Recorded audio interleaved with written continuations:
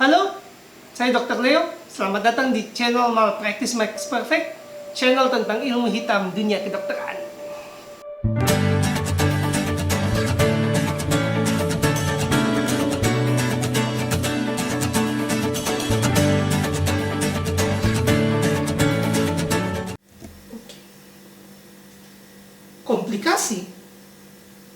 Komplikasi kan risiko pasien.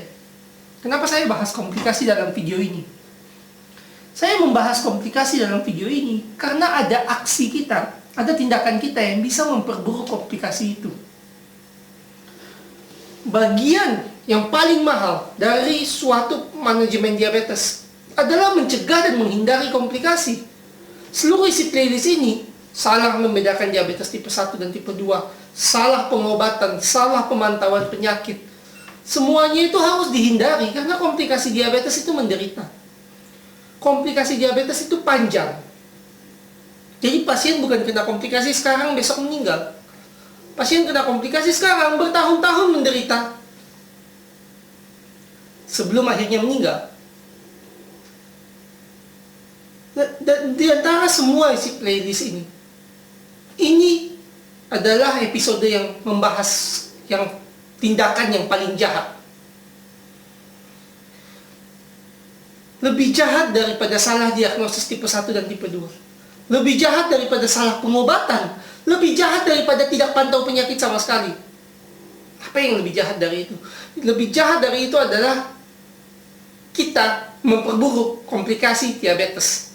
Aktif, sengaja memperburuk komplikasi diabetes. Kita akan membahas tiga penyakit, tiga kondisi di mana kita bisa aktif memperburuk komplikasi diabetes. Tiga kasus ini hanya contoh. Komplikasi diabetes banyak, penyakit penyerta diabetes banyak. Nyeri lutut, kesemutan, dan luka diabetes hanya sedikit dari penderitaan pasien diabetes yang bisa kita perpanjang, bisa kita buat lebih intens, bisa kita masukkan kategori penyiksaan. Kita akan mulai dari nyeri lutut.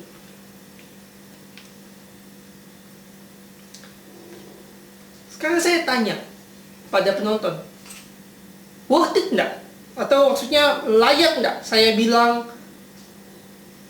kamu cuci darah sampai meninggal karena kamu punya nyeri lutut? Pikir lagi. Kita rusak sistem ginjal pasien karena lututnya nyeri. Bahkan kita nggak mau perbaiki lututnya sebenarnya, kita hanya menghilangkan nyerinya. Worth it nggak? Layak nggak? Saya nggak jawab. Saya nggak jawab sekarang, tapi saya akan berikan caranya. Cara memperburuk nyeri lutut pasien nyeri lutut yang memiliki diabetes adalah dengan memberikan NSAID. NSAID merupakan obat golongan piroxicam, meloxicam, asam mefenamat, ibuprofen, ketorolac, celecoxib. Semua golongan obat-obatan NSAID ini merusak ginjal. Itu caranya kita supaya pasien nyeri lutut, ginjalnya cepat rusak meskipun hidupnya panjang, masih panjang. Ya dengan memberikan obat ini selama berbulan-bulan tanpa rehabilitasi, tanpa mengurangi berat badan pasien, kita kasih aja. Hasil akhirnya kan sederhana. Hasil akhirnya adalah ginjal pasien rusak. Dan NSAID ini bukan cuma merusak ginjal. NSAID juga meningkatkan risiko stroke, serangan jantung, dan gangguan pembuluh darah. Yang risiko ini semua sudah dimiliki oleh pasien diabetes. Ya kalau pasien diabetes datang dengan nyeri lutut, kita berikan NSAID atau obat-obatan golongan NSAID atau bahasa Indonesianya OAINS, obat-obatan antiinflamasi non-steroid. Selama berbulan-bulan, tinggal tunggu waktu buat cuci darah. Tinggal tunggu waktu buat gangguan lambung. Tinggal tunggu waktu buat gangguan jantung dan pembuluh darah. Layak nggak sih? Saya balik ke pertanyaan yang tadi. Layak nggak sih? kalau kita memberikan obat kepada pasien yang menghancurkan ginjalnya, meningkatkan risiko serangan jantung dan stroke, meningkatkan gangguan lambung, hanya untuk menghilangkan nyeri di lututnya. Yang lututnya tidak tambah. Dengan obat ini lututnya tidak membaik, posturnya tidak membaik, struktur lutut tidak membaik, fungsi lutut tidak membaik. Hanya nyeri yang hilang. Layak enggak? Worth it enggak? Kalau saya pribadi, saya bilang enggak. Terlalu banyak organ yang rusak hanya supaya kita mempersuasi pasien bahwa kamu berobat di saya nggak sia-sia. Kita kasih NSAID, kita kasih OAINS, hancur ginjalnya, hancur jantungnya. Dia diabetes, ginjal sama jantungnya itu udah terancam oleh diabetes, ya kamu tambahin ini aktif ya. Dia diabetes, jadi saya mau menekankan ini bahwa ini bukan sepele bahwa saya cuma ngasih NSAID, saya itu aktif meracuni. Karena dia itu penderita diabetes, resiko sakit jantungnya udah tinggi, resiko stroke-nya udah tinggi, resiko sakit ginjalnya udah tinggi, resiko gangguan lambungnya udah tinggi. Kamu kasih obat yang meningkatkan semua resiko itu tanpa memperbaiki kerusakan. Tanpa memperbaiki kerusakan. Itu kan meracuni. Nah, minta maaf ya, tapi kalau orang lain melakukan itu akan dituduh mengedarkan obat terlarang. Tapi karena sistem pembiayaannya fraud, kita boleh melakukan ini. Kita boleh ngancurin organnya orang. Kan enggak, tetap salah gitu. Ada pendekatan yang memang spesifik untuk kebutuhan pasien yang tidak saya bahas di sini. Tapi memberikan NSAID obat nyeri pada kelompok pasien ini, diabetes ini, salah. Kita akan merusak organnya dia dan menyiksa dia sampai dia meninggal. Dan saya sok tahu ya, tapi saya rasa teroris di Guantanamo juga nggak dikasih obat yang merusak organnya dia pelan-pelan lalu membiarkan dia mati 5-6 tahun dengan gagal organ perlahan. Ya kalau kita nggak memperlakukan itu pada kriminal, ya janganlah kita memperlakukan pada orang yang nggak ada salah sama kita. Kasus kedua, ya tadi nyeri lutut. Ya sederhana, caranya ngasih NSAID, kita siksa dia tanpa dia tahu kalau dia disiksa karena nyerinya hilang. Selanjutnya, luka diabetes. Nah, luka diabetes yang tidak kunjung sembuh ini, itu ada 3 cara kita bisa lagi menjahati pasien. Bagaimana supaya ya nggak sembuh-sembuh atau lama sembuhnya. Pertama, kita rawat luka dengan kasa biasa, bukan kasa anti lengket, bukan dressing hidrokoloid, bukan madu manuka, bukan spons, bukan kalsium alginat, bukan kasa biasa. Kita rawat luka kronis pakai kasa biasa, infeksinya akan menggila, lukanya nggak sembuh-sembuh, pasiennya kesakitan. Nomor 2, kita abaikan penyebab dari luka kronis. Kita abaikan titik berat. Umpamanya dia punya luka yang nggak sembuh-sembuh di kaki kanan. Ternyata alas kakinya salah. Kakinya itu sudah miring. Karena sarafnya rusak, posturnya berbeda, titik tekan kakinya beda. Dia butuh alas kaki baru. Kita tahu, abaikan. Biarkan dia jalan pakai alas kaki lama. Kita rawat lukanya, tapi suruh dia jalan pakai alas kaki lama. Analoginya sederhana untuk menyiksa pasien luka diabetes ini gitu. Kamu tahu tindakannya dia itu nyiksa diri, kamu nggak kasih tahu dia. Jadi dia pakai alas kaki itu akan memperburuk lukanya dia. Tapi kamu nggak kasih tahu, karena kalau kamu kasih tahu dia akan tanya solusinya, dan kita nggak punya solusi karena alas kaki yang dimodifikasi untuk pasien diabetes itu mahal. Ya udah, kita rawat luka, kita kirim dia ke alas kaki yang lama. Pikir-pikir penyiksaan bukan? Kayak di film-film, ada orang yang punya kemampuan untuk mengobati, kita obatin orangnya terus kita siksa, kita obatin terus kita siksa, kita obatin terus kita siksa. Ngeri ya?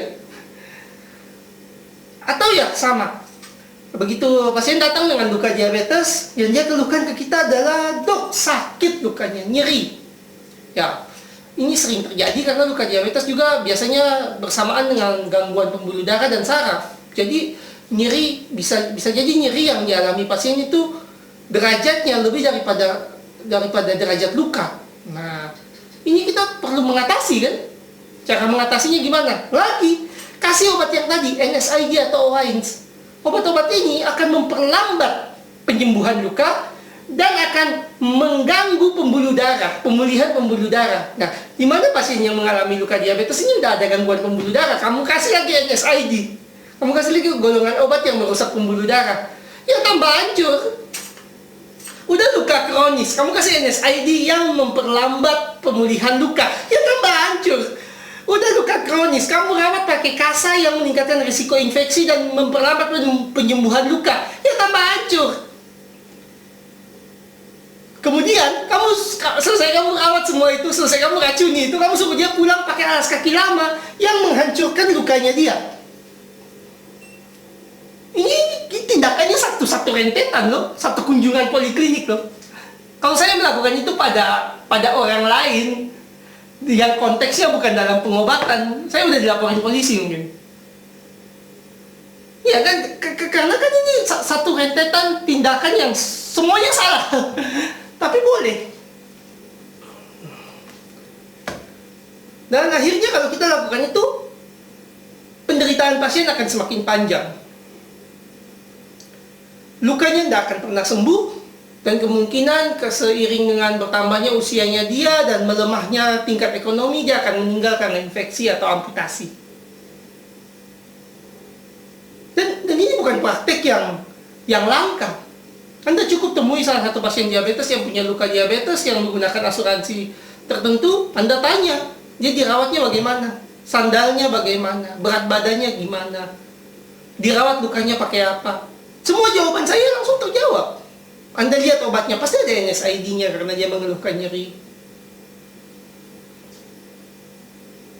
Ya, jadi yang saya katakan seakan-akan sadis, tapi bukan hal langka. Dan memalukan kalau dikerjakan di rumah sakit pendidikan, karena semua yang saya ucapkan ini sebenarnya pengetahuan umum. Nggak perlu belajar puluhan tahun untuk tahu. Dan yang terakhir, komplikasi saraf. Komplikasi saraf merupakan salah satu komplikasi yang serius kepada pasien diabetes. Alasannya adalah cacat akibat komplikasi saraf itu permanen. Saraf yang mati tidak lagi membelah atau bertambah. Saraf yang hidup memang masih bisa nyambung dengan saraf yang lain, tapi pada banyak kasus cacatnya menetap. Pada banyak kasus cacatnya menetap. Kerusakan saraf tidak terjadi pada pasien diabetes. Kerusakan saraf tidak terjadi satu malam. Kerusakan saraf terjadi sangat pelan. Dan tiap waktu bisa jadi penderitaan bagi pasien yang naik perlahan dan tidak bisa kita abaikan. Karena pasien akan sangat menderita. Karena itu kalau kita memperpanjang penderitaan atau menambah intensitas penderitaan pasien diabetes dengan komplikasi saraf, jahatnya mungkin sedikit lebih intens atau lebih berat daripada kalau kita mengabaikan nyeri lutut atau luka diabetes. Kerusakan saraf pada pasien diabetes ini bisa mencakup semua organ. Nah, ini hoax. Ada hoax yang berkembang di masyarakat bahwa orang diabetes kalau mengalami kerusakan saraf itu ya cuma kesemutan, mati rasa, susah gerak. Enggak. Itu hoax. Tubuhmu itu hampir semua isinya saraf. Jantungmu pakai saraf, ginjalmu pakai saraf, pencernaanmu pakai saraf, kulitmu pakai saraf, keseimbangan pakai saraf, posisi berdiri pakai saraf. Nah, semua itu saraf. Salah satu kerusakan pada saraf yang bertanggung jawab atas hal-hal tersebut akan mengakibatkan penderitaan pada pasien. Jadi Jangan dibayangkan bahwa saraf itu hanya di kulit, hanya kesemutan, enggak. Contoh gejala gangguan saraf pada pasien diabetes: mati rasa, kesemutan, nyeri kepala, migrain, gangguan irama jantung, gangguan nafsu makan, sulit konsentrasi, hilangnya kemampuan mengenali, gula darah rendah. Itu sedikit dari banyak ciri-ciri kerusakan saraf. Kamu bayangkan hidup 10 tahun dengan jantung yang iramanya tidak teratur. Kita kenal kalau di istilah kedokteran vagal neuropati. Atau kamu bayangkan hidup dengan gangguan nafsu makan. Kita kenal dengan gastropati diabetik. Ada peranan saraf di sana. Atau kamu bayangkan aja hidup dengan migrain atau sulit konsentrasi, entah tanpa melihat gula darahmu tinggi atau rendah. Jadi penderitaan karena gangguan saraf ini tidak enteng. Gimana sih cara memperburuk saraf pasien diabetes? Penderitaan panjang, penderitaan lama, intens, mengganggu. Bagaimana cara memperburuk supaya makin neraka? Cara pertama, abaikan efek samping saraf. Cara kedua, hilangkan gejalanya. Sama seperti nyeri lutut, sama seperti luka diabetes. Gejalanya apa, itu aja kita terapi. Penyebabnya nggak usah. Nomor 3, abaikan komplikasi yang lahir dari gangguan saraf akibat diabetes. Jadi kita abaikan gejalanya atau efek samping akibat komplikasi saraf. Kita hilangkan gejalanya kalau pasien mengeluh. Kemudian kalau ada komplikasi yang lahir, udah abaikan juga. Nah, sistem kesehatan kita kan bayarnya per paket. Artinya apa? Di layanan primer, kalau pasien nggak ngeluh gejala X, umpamanya kamu bilang, ibu yakin ibu nggak ada gejala X, umpamanya kita curiga dia punya gejala X gitu, umpamanya kita curiga dia punya gangguan saraf jantung, umpamanya nadinya nggak teratur ya, umpama. Kemudian kita bilang, bu, nadi ibu kayaknya nggak teratur deh, ibu punya diabetes dan nadinya nggak teratur. Di layanan primer, kalau ibunya minta solusi dan nggak mau dirujuk, itu akan nambah jumlah obat tanpa nambah nilai pembiayaan, karena kita dibayar per paket pasien datang. Jadi rugi kalau kita bilang ada gejala itu. Di rumah sakit, pasien diabetes datang, kalau kita bilang ada gejala itu, mamanya gejala apapun, ini cuma contoh, mamanya kita singgung aja lukanya, bu itu luka nggak sembuh-sembuh ya. Apa yang akan terjadi? Yang akan terjadi adalah klaim luka itu, pembiayaannya akan ditumpuk dengan diagnosis utama diabetes mellitus. Nah, menelusuri penyebab dari gejala itu akan menghabiskan lebih banyak uang daripada total klaim hasil tumpukan dari diagnosis utama ini. Dan di era digitalisasi dan digitalisasi informasi dan internet seperti ini, mudah pasien untuk komplain kalau kita justru menambah gejala. Ya, solusi yang paling aman ya kita abaikan. Jangan singgung. Kalau pasien nggak mengeluh, meskipun kamu lihat ada kelainan, jangan ucapkan. Karena kalau kamu ucapkan, baik settingnya layanan primer ataupun tersier, kamu rugi. Ini bukan masalah etika, bukan masalah keilmuan, bukan. Masalah bertahan hidup secara ekonomi. Hasil akhirnya ya kita abaikan gejala pasien kalau dia tidak mengeluhkan. Ya bahkan kalau dia mengeluhkan sekalipun, dengan konsekuensi ekonomi yang berbahaya di pihak rumah sakit dan klinik, kita akan coba tenangkan pasien meskipun gejalanya lumayan berbahaya. Iya enggak? Sekarang pasiennya mengeluh ada gejala X. Kalau kamu telusuri gejala X, kamu rugi. Kamu lakukan enggak?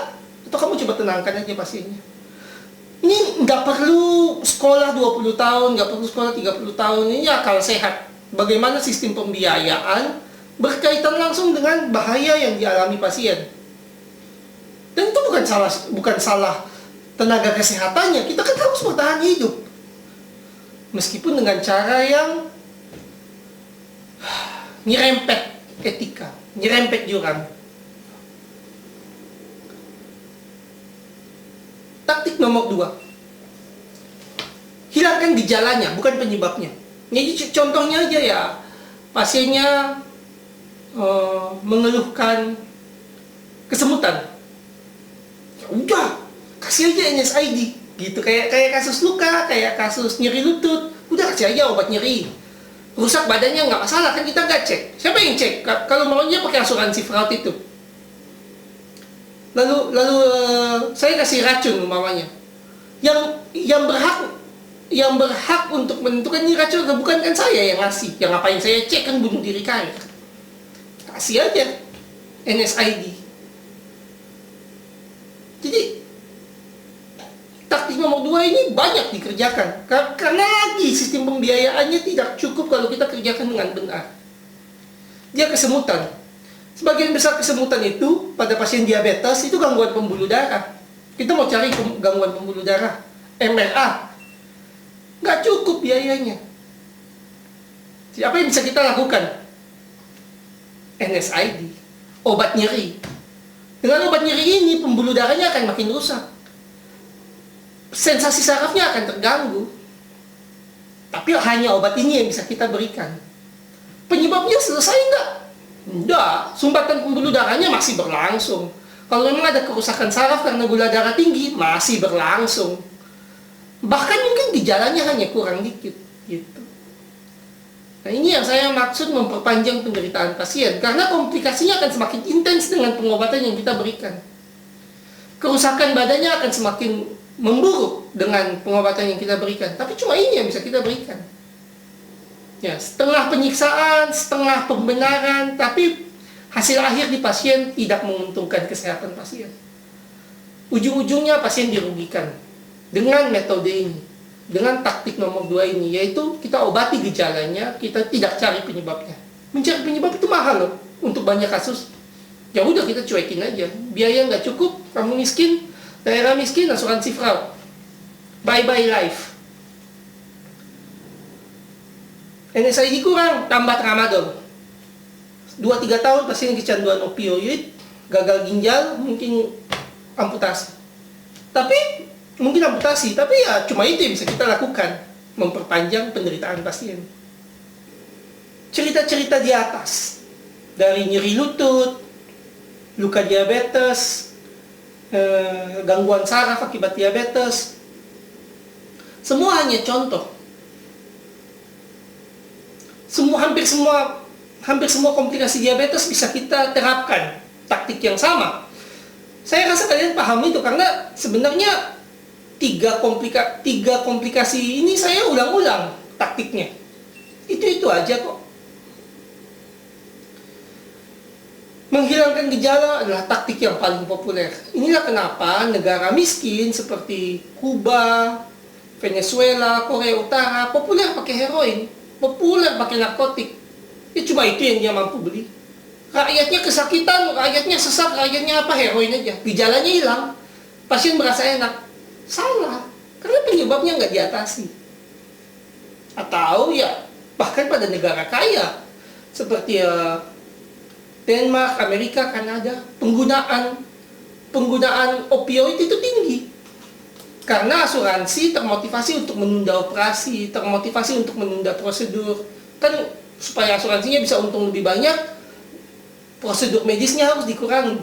Cara mengurangi prosedur medis yang memuaskan pasien, ya opioid. Menggunakan opioid atau opium atau narkotik ini populer. Kenapa populer? Karena alasannya sederhana, pasien puas, jaminan kesehatan senang. Opioid kan murah, opium kan murah, narkotik kan sebenarnya biaya produksinya murah. Klaim lancar, nggak usah periksa yang lain-lain, kasih aja opioid. Masalahnya kan dengan sistem pembayaran yang fraud atau tidak menyesuaikan dengan kebutuhan pasien, opioid ini akan populer. Negara maju, negara miskin sama aja. Karena apa? Fokusnya bukan pasien. Fokusnya adalah bagaimana supaya pasien puas, bukan bagaimana supaya pasien sehat.